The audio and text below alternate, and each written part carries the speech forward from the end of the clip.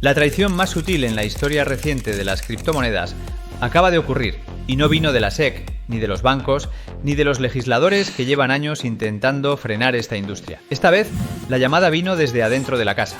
Hace pocos días estábamos a solo unas horas de lo que prometía ser el momento más glorioso para la regulación en Estados Unidos. Durante años, nos vendieron la idea de que la claridad regulatoria era esa pieza perdida del rompecabezas, el único obstáculo que retenía la ola masiva de capital institucional esperando en la orilla. Nos dijeron que una vez que tuviéramos reglas claras, la guerra contra las criptomonedas terminaría y veríamos una adopción sin precedentes. Todo el mundo en Washington y en el ecosistema cripto tenía marcado el 15 de enero en sus calendarios con tinta roja permanente. Se suponía que era el día en que la Clarity Act saldría del comité y pasaría al pleno del Senado para hacer historia. Pero entonces, en un giro de guión que nadie vio venir, la propia industria desconectó el soporte vital. Uno de los jugadores más grandes, una empresa que ha gastado millones y millones de dólares en lobby, miró el proyecto de ley por el que tanto había luchado y dijo: «No, gracias». ¿Qué demonios pasó en esas últimas 48 horas frenéticas? ¿Los bancos sabotearon el proyecto? ¿Los políticos intentaron colar un caballo de Troya? ¿O es que la industria se dio cuenta de que la claridad tenía un precio que no estaban dispuestos a pagar? Estás a punto de ver cómo Washington casi codifica una catástrofe y por qué el vacío legal podría ser, irónicamente, nuestra mejor opción. Vamos a profundizar en esta historia de traición, poder y dinero. Hola, soy David Aranzábal, fundador de Money Club y Crypto Week. Nuestros miembros del club ya han superado los 17 millones de euros en sus portafolios. Si te interesan las inversiones y las criptomonedas, suscríbete y activa las notificaciones para no perderte ninguno de mis próximos vídeos.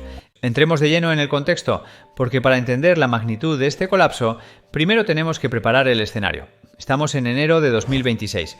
El mercado de las criptomonedas ha estado conteniendo la respiración por la ley de claridad del mercado de activos digitales, o simplemente la Clarity Act.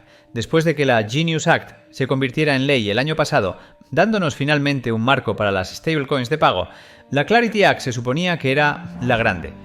Este era el proyecto de ley de estructura de mercado definitivo, y el objetivo era simple pero crucial: terminar de una vez por todas con la guerra territorial entre la SEC y la CFTC. Durante la mayor parte de los últimos 5 años, hemos vivido en un mundo donde la narrativa oficial intentaba clasificar todo, excepto Bitcoin, como un valor o security.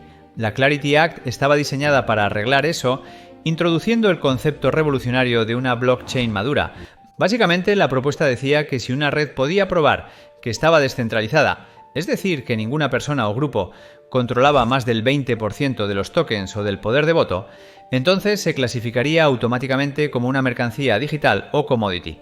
Esto pondría a esos activos bajo la jurisdicción de la CFTC, un regulador mucho más enfocado en los mercados de derivados y materias primas, en lugar de la SEC.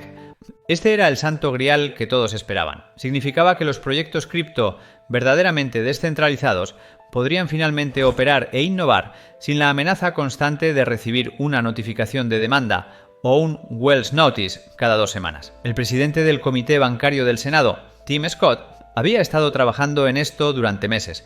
La Casa Blanca lo quería, la industria cripto lo quería desesperadamente. Parecía un trato hecho, cerrado y sellado, pero entonces llegaron las enmiendas de medianoche. Y con ellas, el desastre. A última hora del lunes 12 de enero, apenas 3 días antes de la votación programada, la oficina del senador Scott lanzó una enmienda de 278 páginas al proyecto de ley. Ahora, en la jerga de Washington, a esto lo llaman una enmienda del gerente, y se supone que es una limpieza inofensiva del texto. Arreglar errores tipográficos, clarificar lenguaje ambiguo, poner las comas en su sitio. Pero cuando los abogados de gigantes como Coinbase y Kraken comenzaron a leer la letra pequeña con lupa, se dieron cuenta de que esto no era una limpieza, era una reescritura total y estaba llena de píldoras venenosas diseñadas para matar la innovación. Vamos a analizar la primera píldora venenosa: una prohibición de facto sobre las acciones tokenizadas. Durante todo el último año, la narrativa dominante para 2026 han sido los activos del mundo real.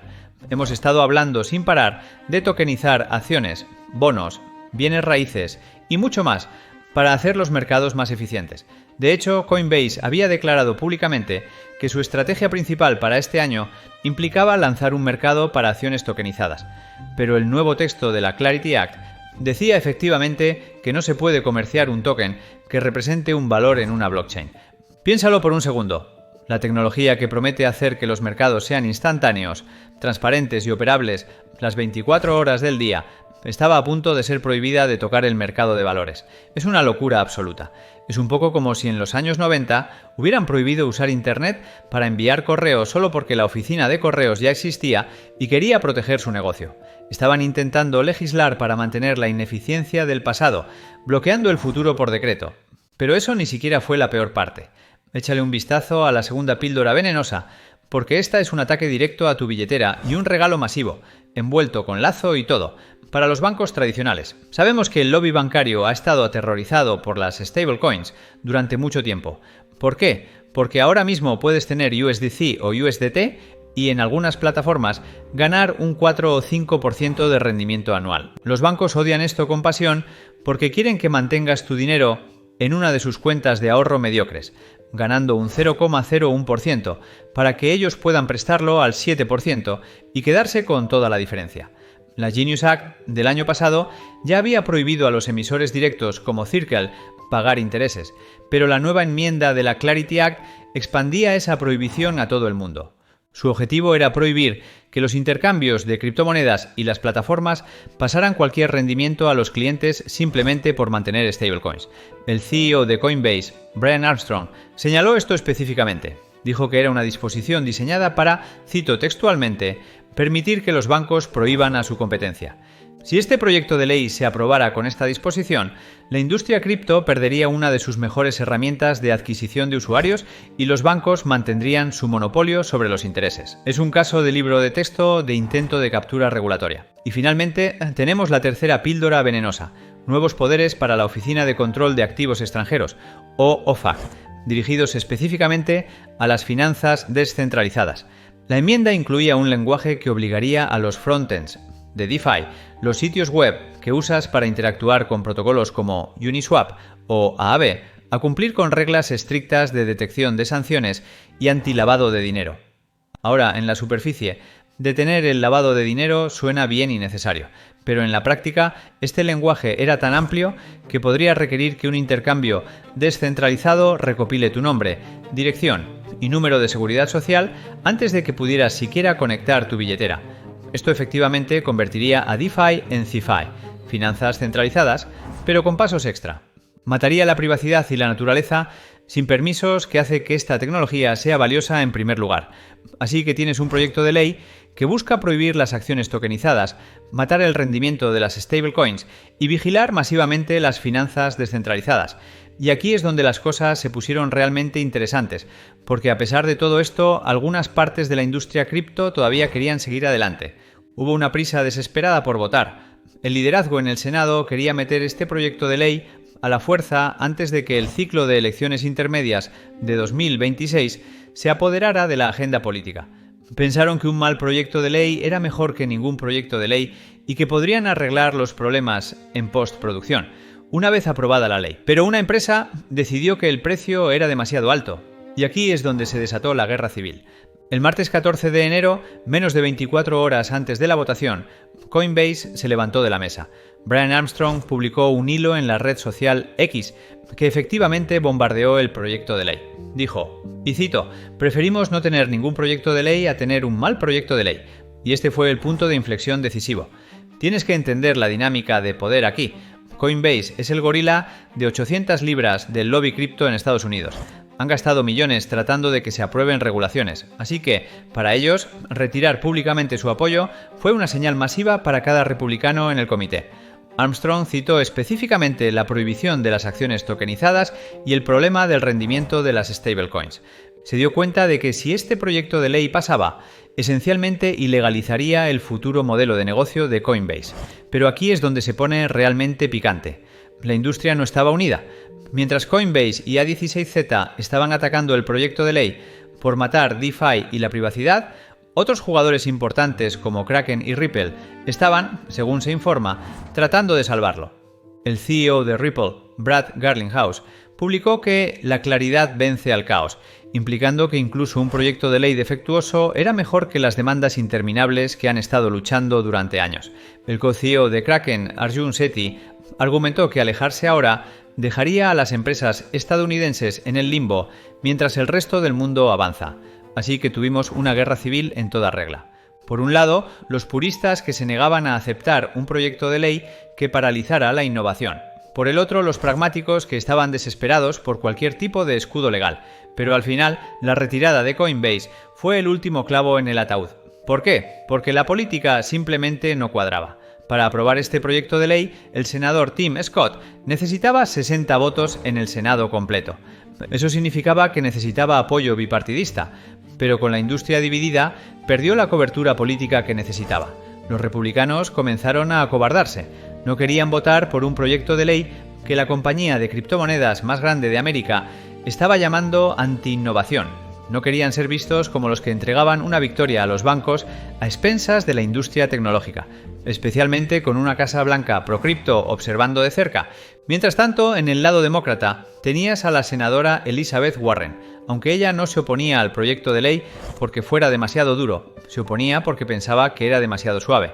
Envió una carta a la SEC, solo unos días antes, advirtiendo que el proyecto de ley no hacía lo suficiente para proteger a los consumidores de lo que ella llama depredación cripto. Así que tenías una situación imposible donde los republicanos estaban abandonando el barco porque el proyecto era demasiado estricto, y los demócratas lo abandonaban porque no era lo suficientemente estricto. El centro colapsó. En la noche del miércoles 14 de enero, el Comité Bancario del Senado anunció oficialmente que la votación se posponía. No dijeron cancelada, dijeron pospuesta. Pero seamos honestos, en Washington, un aplazamiento tan cerca de un año electoral es a menudo una sentencia de muerte. Entonces, ¿dónde nos deja eso ahora mismo? Bueno, estamos de vuelta en el vacío regulatorio y la reacción del mercado fue inmediata. Vimos volatilidad en Bitcoin y Ethereum, mientras los operadores se daban cuenta de que el impulso regulatorio no llegaría. Sin la Clarity Act, estamos atrapados con el status quo. Y por mucho que Brian Armstrong dijera que el proyecto de ley era peor que el status quo, la situación actual no es exactamente un picnic.